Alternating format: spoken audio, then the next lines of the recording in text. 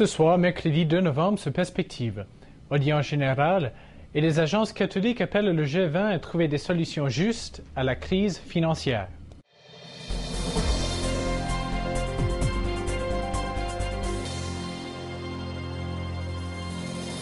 Bonsoir mesdames et messieurs et bienvenue à Perspective. Aujourd'hui, l'Église catholique célèbre la commémoration des fidèles défunts. Cette fête liturgique a commencé au Moyen Âge quand Odilo, abbé de Cluny, a consacré le 2 novembre à la commémoration des fidèles défunts.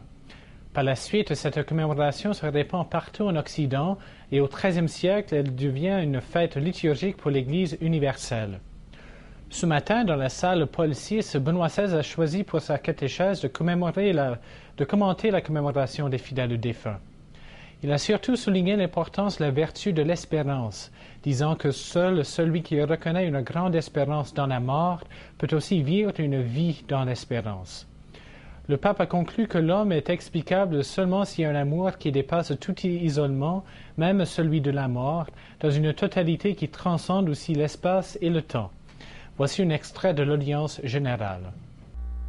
Chers frères et sœurs, après avoir célébré la solennité de tous les saints, l'Église nous invite aujourd'hui à commémorer tous les fidèles défunts. Ces fêtes nous disent que seule celui qui reconnaît une grande espérance dans la mort peut aussi vivre une vie dans l'espérance. Si nous réduisons l'homme à ce qu'il peut percevoir empiriquement, la vie elle-même perd son sens profond. L'homme a besoin d'éternité. Toute autre espérance est trop brève, trop limitée. L'homme est explicable seulement s'il y a un amour qui dépasse tout isolement, même celui de la mort, dans une totalité qui transcende aussi l'espace et le temps. L'homme est explicable et trouve son sens le plus profond seulement s'il y a Dieu. Et nous savons que Dieu est sorti de son éloignement, qu'il s'est fait proche, qu'il est entré dans notre vie et qu'il nous dit « Je suis la résurrection et la vie ».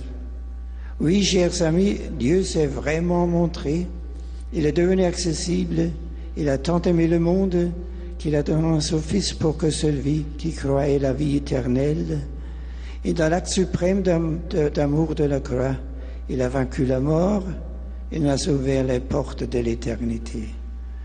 Le Christ ressuscité nous soutient dans la nuit de la mort que lui-même a traversée. Nous pouvons nous confier à lui sans crainte. N'ayons pas peur de vivre avec cette grande espérance et de la proclamer au monde. Après la vie présente, ce n'est pas le néant. Pendant l'audience générale aujourd'hui, Benoît XVI a prié tout spécialement pour le sommet du G20 qui aura lieu en France le 3 et 4 novembre prochain. Il a souhaité que les dirigeants de ces pays riches puissent formuler des mesures pour venir en aide aux pauvres. Une alliance d'agences catholiques qui s'appelle la CIDSE estime que les mesures proposées par les pays du G20 face à la crise financière ne sont pas assez musclées pour améliorer le sort des plus pauvres. La CIDSE vient de s'adresser au prochain sommet du G20 une liste de recommandations qui appelle les dirigeants des pays du G20 à réformer le système financier mondial. Parmi les recommandations est incluse un appel à instituer une taxe sur les transactions financières afin d'aider les économies à sortir de la crise économique et à créer les conditions favorables au développement. Le président de la CIDSE, Chris Bain, estime que le G20 se cramponne à un modèle de croissance dépassé qui délaisse les plus pauvres et ne leur permet ni de profiter ni de contribuer à l'économie. Selon Bernard Pinault, qui est délégué général d'une agence française membre de la CIDSE, le G20 devrait trouver des solutions pour l'imprévisibilité des crises alimentaires et pour l'évasion fiscale. M. Pinault estime que le G20 doit s'en prendre aux règles commerciales et inéquitables, à la déréglementation du marché et à la spéculation. À Québec, cette semaine aura lieu un panel qui discutera du thème « Religion et médias, confrontation ou collaboration ». Quelques personnes qui travaillent dans les médias siégeront sur le panel, y compris Yves Thérien, journaliste au quotidien Le Soleil. L'événement aura lieu jeudi 3 novembre au Musée de la Civilisation à Québec à 19h30. Et c'est tout pour aujourd'hui. À la prochaine.